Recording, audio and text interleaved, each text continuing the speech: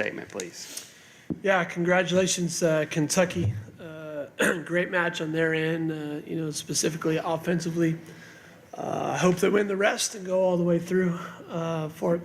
I think, what they've done offensively this year is kind of what we've aspired to be trying to do and grow and do that. So I think offensively what they're doing is at a championship level. And obviously tonight, first two sets were going back and forth, but they hit 500, and you can't win games if you're allowing your opponents to hit 500. We're 26, so it should be a competitive match when you're going like that. So I think defense for us was something that we knew we were not hitting some of our benchmarks and practices, and we're making some good strides.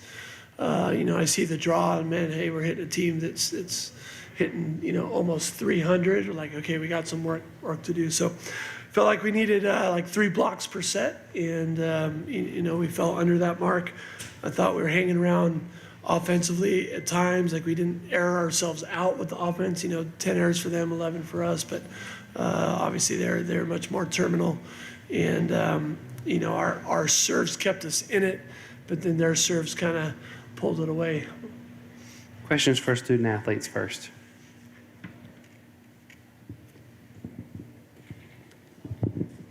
In the first set, you guys was sort of back and forth, like Coach was just saying, and it seemed like you guys just couldn't get over the hump. Is that what you were kind of feeling, and what maybe could have gotten you guys over the hump?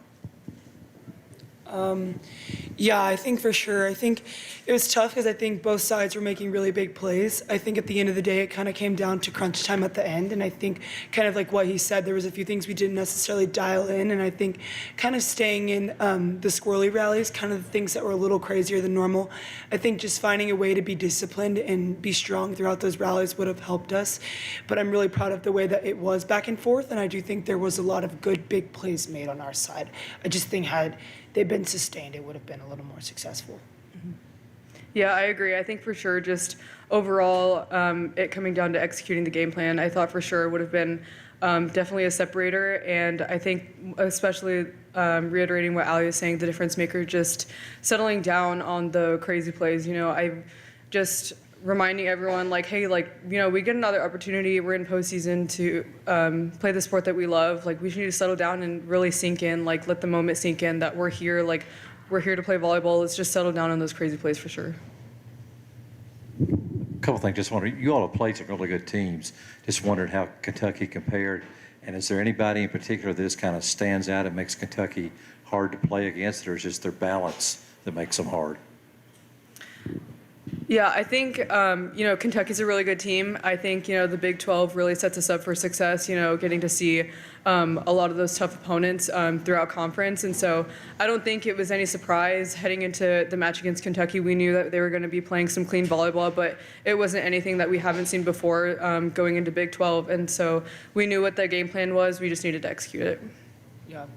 I 1,000% agree. I mean, biasly, I would say Reagan Rutherford just because we have a pass together and she's awesome. But I would say, honestly, overall, the offense was just really effective on their side of the net, and I think that just made it tough for us to score and tough for us to defend. And I think, at the end of the day, like I said, it's just being in the moment and being in the squirrely plays that's going to be important. But I also think if we can find a way to improve upon our defense, I think that we will be one of the top teams in the country, and we will be able to defend ourselves. But props to Kentucky.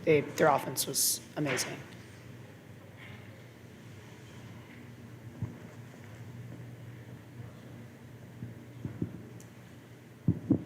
Congratulations on a fine season. I know it's always tough when it ends, but life is about experiences. Can you kind of describe your experience in the regional here, the hospitality of Kentucky, and playing in Rupp Arena?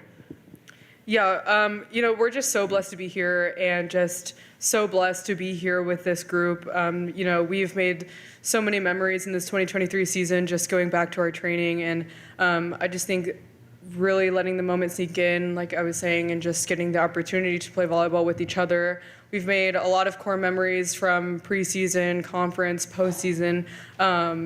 And, we just give glory to God every single day for being here with such an amazing staff, support staff. We're just really blessed for sure.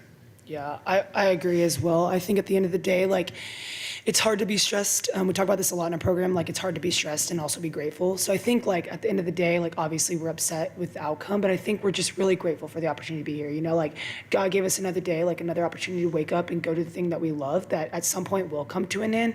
And then it's like, how have you been shaped from that? So I think, like, at the end of the day, obviously it was tough that we lost, but if we change someone's life and push them closer to Christ, then we're doing exactly what we need to do here. One of the greatest joys for me this year is just low drama team. Like I got to just coach. Like our challenges were how do we get better blocking and doing different things. And we had injuries different times of the year, but the resiliency of the team, like they genuinely love and enjoy each other. They're respectful, listening to coaches, and so we come to the gym where we're really excited. Like I said, it wasn't sometimes like winning hides things, but. We stubbed our toe. We had, so a lot of 5-set losses that we normally, maybe some of them haven't experienced. I haven't had that many, as much as this year.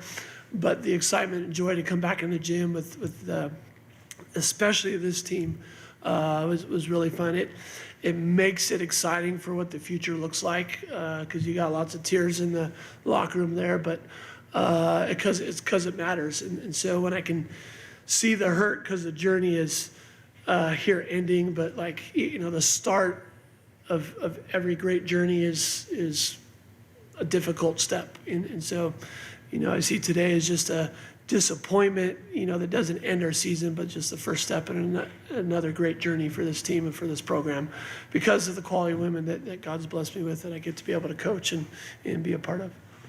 Allie, Lauren, congratulations on a great season. We'll dismiss you now. Thank you.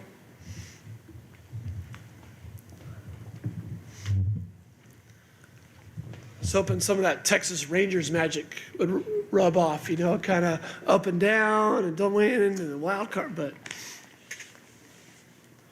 Questions for the head coach? Ryan, the success that you've had at Baylor kind of parallels the success that Coach Skinner has had here lately. And just like him, I know you've promoted the heck out of your team and volleyball in general.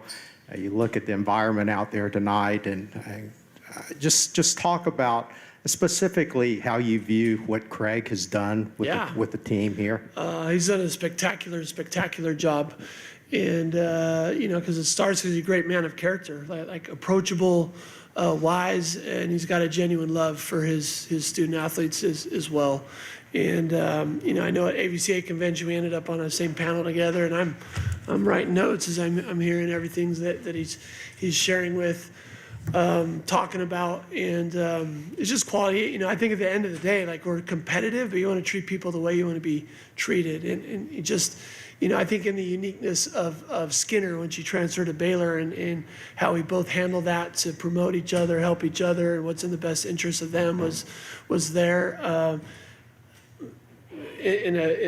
I have great respect for him in that way, and I think other programs in this transfer portal, how things are happening in other ways, he probably got burned in other situations and different things there. So he does a spectacular job.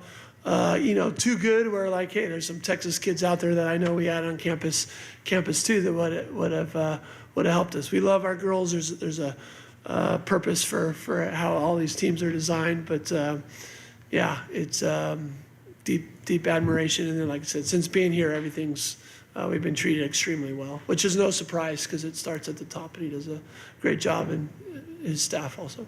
I'm looking to pass along a little advice to him. He's complained in the past about having to kind of compete with the football team during the season. I mean, I'm sure you have down there. What type of advice could you pass along from that standpoint? Well, for me, you want him to do well. If I win, I get to keep my job. If football wins, I get a raise. So I'm rooting for football. So this year is a little rough for Baylor. And I'll just be glad I get to coach next year. Now, if they can get back on track, then maybe I can get a raise too, because that's what happened. No, it's we love our sports at Baylor. I'm sure he loves the coaches there. Like winning is hard at whatever level, whatever sport you're doing. And we share the Farrell Center with Nikki, Scott Drew, phenomenal basketball coaches, so we can just sharpen each other in that regards. To me, I'm not sharing with football like we're all family. You know, that's my brother coaching over there. I got sisters coaching in other sports, and so we're definitely rooting for each other. You know, if you're competing for dollars, like there's enough out there. But look, today, you know, we need to side out better in row one. That consumes me as much as anything. Anything else for the head coach?